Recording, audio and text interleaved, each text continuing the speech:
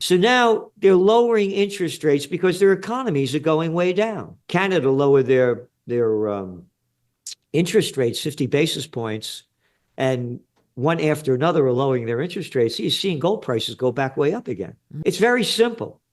The lower interest rates go, the higher inflation is going to go. Exactly. And the higher gold prices are going to go. There's nothing like it. We're going to be printing up a storm, right? I mean, the inflation numbers came out today. They were in line. So I guess that means that Powell can drop rates, right?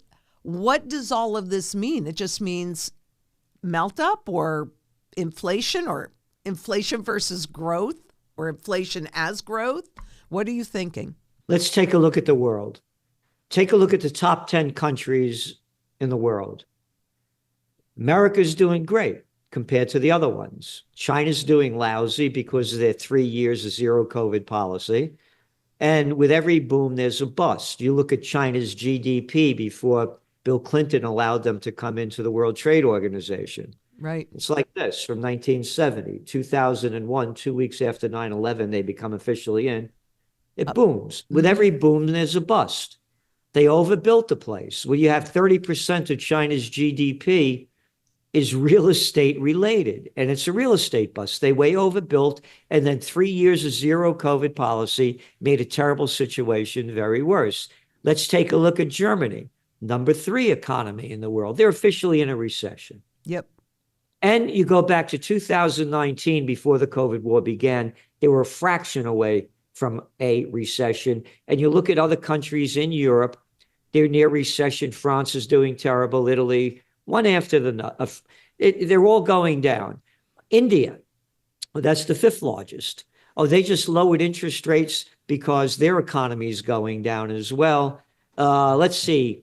Canada just lowered their interest rates 50 basis points. Well, isn't this all about sticking that soft landing? They're all going down. They need, again, people forget tracking trends is an understanding of where we are and how we got here to see where we're going. What happened with the COVID war, the damage it has caused is incalculable. Yes. Let's go back to January 2020. It's launched in China on their Chinese Lunar New Year, the year of the rat. One country after another, take the United States, zero interest rate policy to artificially jack up the economy that was totally locked down. Oh, except for the, let's see, who was allowed to stay open? Oh, the big chains were allowed to stay open because they own the country. Oh, and the where you buy booze, right? Yeah, you could. Oh, they're allowed. The liquor stores are allowed to stay open. You know why the liquor stores are allowed to stay open? Because of the high tax rates you got to pay when you buy booze. So the politicians who never work a day in their life could get their dough. Yep. So now the whole economy should have crashed. Oh no, it didn't crash. Housing prices boomed. Oh, you pumped in trillions of dollars of fake money all around the world to artificially prop up the economies that should have crashed.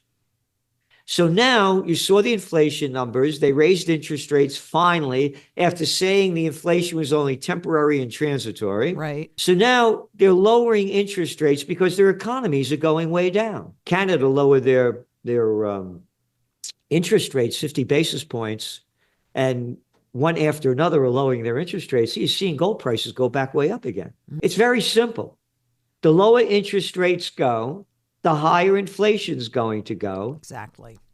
And the higher gold prices are going to go. And now you go back to the United States. Let's go back to 2018 when he was president. The worst equity markets since 1931. What did he do? He forced Powell to lower interest rates, which Powell did in January 2019.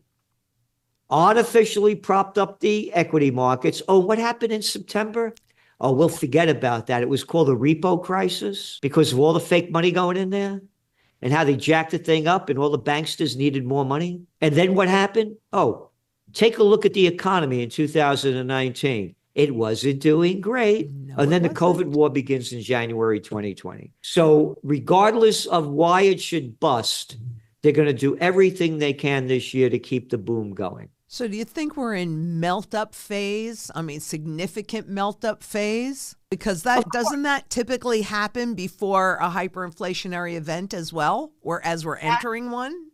Absolutely. Absolutely. It's artificial. The middle class is going to continue to suffer. Yeah. Go back, by their deeds you shall know them. Trump lowered taxes in 2017 for the major corporations. According to the Tax Policy Center, the 1% got 64% of the benefits of the tax cuts. Not my numbers, their numbers. Yeah, shocking. Number two, he said they were going to use this money for capital improvements, meaning they're going to create jobs by creating capital improvements. Yep. 2018 comes along. It was the biggest year of stock buybacks in history. Yep. And we're seeing a lot of that activity today, too. Got it. And you're going to see a lot more merger and acquisition activity as well. Exactly. So the bigs are going to get bigger. And we, the plantation workers of Slavelandia, are going to get poorer. If they're spending all of this money and doing tax cuts at the same time, what would you say the implications of that are? Well, they say that they're going to bring down the debt levels by, cutting government jobs, which, by the way, I'm all in favor of. Right. I was the assistant to the Secretary of the New York State Senate. I was on the other side. The people that get government jobs are little lowlives that can't get jobs in the real world and suck into the political system. They create nothing but steal dough. But will they be able to balance it off by cutting enough jobs? And that remains to be seen. And then when you look at the real debt level, no, it's not $36 trillion. What do they say? It's about $260 trillion when you put in Social Security and all the other money that the government owes back. Yeah. So it's going to just temporarily, that's why we're saying this year, the coming year, 2025, minus a wild card. And you never could predict the wild cards. Look what's just happened in Syria. Right. Minus a wild card, we see the equity markets going up this year. We see gold prices going up this year. The lower interest rates go, the deeper the dollar falls. The deeper the dollar falls, the higher gold prices go up. That's not rocket science. No, it's actually pretty simple. But when you're talking about those government jobs, since aren't those like a lot of what's getting added to, we just had job numbers out and they didn't look so bad, but isn't a lot of that from government jobs? Yeah, a good number was government jobs, but you know what the major one was health services. And the other one, restaurant and those kind of services. Right. So jobs that pay nothing. Jobs that pay nothing. By the way, the whole immigration issue, again, we only write about the facts. You go into Marshalls, go into Targets, go into Kohl's, go into any of these places. You walk in on the door, help wanted, full-time, part-time. And now you listen to the people talk, hardly any of them speak in English. They wanted the immigration for cheap labor because they're not paying. Here, I have a cousin whose grandson graduated Sarah Lawrence College in New York City, one of the top in New York.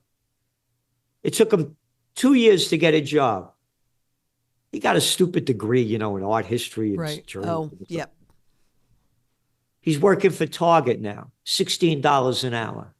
Well, that's really having like a huge impact too, because it's the younger people that are stepping up to the plate now and going back to, of all things, cash, which is kind of surprising, but also are buying gold.